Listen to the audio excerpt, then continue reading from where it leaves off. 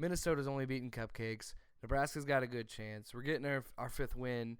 Weather won't be a problem. We'll be just fine. Yeah, well, a gopher is a stupid mascot anyway.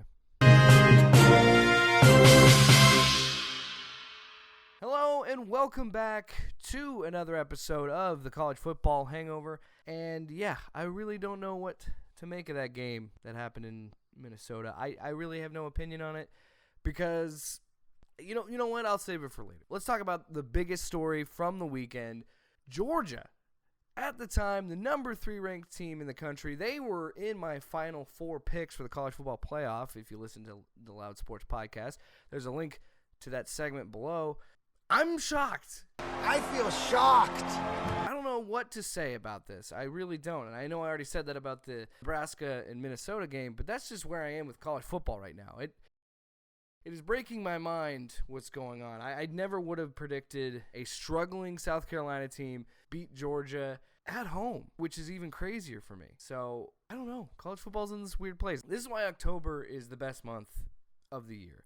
It's not because of spooky season. It's because of the college football season. This is where you're going to see a lot more competitive play in the conferences, and you're going to see teams really form their identity, which is not good for that team. Ugh. Another game that I actually really enjoyed. I love watching this football game. I watch it every year. It's one of my favorite rivalries to watch. It reminds me so much of like Miami and Florida State. Those two rivalries really shaped my childhood, I think, is really what formed me as a college football fan. So I love watching the Red River rivalry every year. This year had a big headline because I, since week 1, have been banging the drum for Jalen Hurts. He right now it's really close between him and Jonathan Taylor, but he's probably my Heisman favorite. Now, he did have 2 key turnovers in this game. He did have an interception and a fumble. Bad things to have on your resume. But overall, he continued to show that he has full command of this offense. This team believes in him. Lincoln Riley believes in him. And it's showing more and more. Now, this game did end up being 34-27. But in reality, it could have been a lot worse. Like 34-7 worse. I think the big story for me was how well the Oklahoma defense played. Oklahoma has a defense now, so they're a really scary football team for anyone in the Big 12 and anybody that's a fan of a team in the Big 12 because their significant other went there, and that's your adopted team, and that's actually turning out to be a better choice for you than your current favorite team.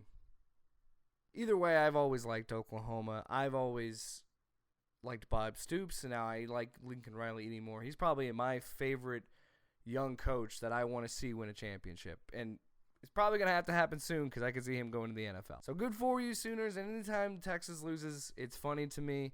It is. Yes, I'm over 2009. LSU, again, surprised me. I've always thought it's going to drop off at some point. They can't be this good for this long. And they're continuing to show me they are this good. And it will be for a while. Took care of Florida. Not an easy game. Florida is the second best team in the East. And the number 1 team in the East lost. So it was anybody's guess coming into this. It's unfortunate for Florida because that seems to be the case. Whenever there is a really good East team, there's a West team that's equally as good, maybe if not better, and they always give them fits. Doesn't matter who the team is. So now I want to get to kind of my main topic of today's show, which scares the hell out of me. It really does. So look at how bad Nebraska played against Minnesota. Now, what do we want to say here? What's the line of reasoning for Nebraska to go with? Well, we just didn't play well. Our offensive line wasn't very good. We have more talent, but we just don't have an identity or whatever it may be. Or maybe we have to accept the fact that this is one of those rare times when Minnesota is actually a good football team. PJ Fleck maybe finally clicking there at 6-0. Maybe there's something to it. Also, maybe Nebraska just really sucks, but I like to prefer the other one because it's more positive. And this is why it's extremely scary to me as a Husker fan, because Nebraska still has to play Wisconsin. And in my mind, it's the worst possible nightmare to have, because if Minnesota can do what they did against you, and again, still a good football team, that's what I'm trying to say, football gods who rule over this. I'm just saying, it's not great when Minnesota and Wisconsin could be meeting for the Big Ten West. Paul Bunyan's axe could decide the Big Ten West. It's the worst possible thing that could happen to me.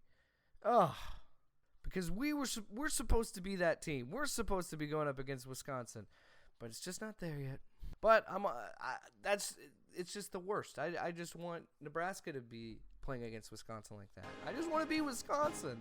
That's the real issue, and the Frost era is just clearly not there yet, and I think P.J. Fleck is what could happen for Scott Frost, where things are finally starting to click and work for this team. We'll see what happens when they play the Badgers at the end of the year. Oh, man, I don't even want to talk about Wisconsin. They're just like a weird boogeyman because they laid the wood to Michigan State, who I still believe is not a bad football team. Knowing Ohio State did that to them and just that, oh, God, I don't want to think about what they're going to do to Nebraska. Ugh. So, yeah, that's pretty much all I have for you this week. The Georgia loss is the first shocking loss of the season. Continues to show why this is the best sport in the world. Nebraska, I don't know. I'm just trying to stay positive at this point. I said I just want 6 wins. I just want a bowl game. Please. Oh, there was a positive. Iowa lost. I got to take my shots where I can get them. Yeah, this is going to be a little bit of a thinner episode because I want to dedicate a little bit more time to a personal story that I wanted to share with you guys. Don't worry, it's not going to be dark or sad or depressing. It's going to be nice and uplifting, I think. So, while this goes live, it would have been my dad's 53rd birthday. And I only bring this up because I haven't really talked about it very publicly or shared much about it very publicly. Mostly because I don't want to bother people with that. I've only done maybe one video about it, but that was, again, something more positive. And I'm going to keep going on a positive note with this. I wore this hat for this video, and I actually wore it all day to have a nice little tribute, a cute little thing that I wanted to do. Something nice and sentimental instead of something sad. So this hat was the last hat that my dad ever owned. And my dad was always a hat guy, if you can tell by me. A lot of fashion kind of went back to me. I wear hats a lot. Mostly because I'm lazy and I don't want to do my hair, and I think that was his excuse as well. But anyway, this was the last hat he ever owned, and it was given to me. I thought it was kind of sentimental and silly when I got it, but it's nice to have something like this. It's nice to have this little memento. I think that's the word, yeah, memento, like Christopher Nolan movie, Memento. Sorry for my ugly hair. I was wearing a hat. So I never touched it for, I think it'll be 4 years, I think, in January. I hadn't touched it in like 3 years, and then I used it as a prop in a previous video, and yeah, it's just this thing that reminds me of him, and it's something that doesn't make me sad. It makes me happy. And the whole reason I'm talking about my dad and hats is I used to spend a lot of Saturdays with my dad and watching football. And he was crazy like me, where it wouldn't just be the Husker game, it would be whatever's on. So we could be watching football from 11 a.m. to 2 a.m. sometimes. We'd even try and stay up late and watch the Pac-12 after dark games.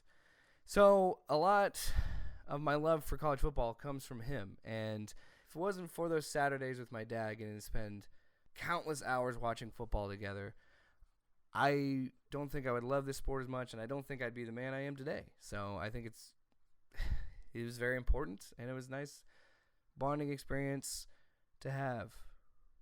And I just, anybody out there that's lost a parent, lost a loved one even, there are still things that can make you happy and make you smile. And it's not always really sad. Most of the time, it's a lot happier than sad than you really think. If you think about it, I don't have a lot of sadness. I have a lot more happiness since my father passed, because it just made me realize how lucky I was to have a father that loved me as much as he loves me. Dang it, I was going to try to get through this without tearing up. And I love him, and I miss him every day, and I think I'm going to make that just a tradition that every year on his birthday I'm going to wear this hat. And I think it's something that'll always make me happy. So, didn't mean to get super serious or sad. That's just not usually what the show is, but it was a special occasion, and it's something I wanted to put out there. Positive thing, because there's a lot of negative things in the world, and I wanted to get something a little positive. And thank you so much once again for watching this episode, this very special, emotional episode of College Football Hangover. I will be back next week to talk about all the highlights and the lowlights of college football. Thanks so much. Don't forget to also check out other podcasts, Loud Sports, Backcast, Super Cynical Cinema, The Jake Williams Show. Check them all out for Loud and Opinionated. They're all great shows, and I'm glad to be a part of them. See you next week.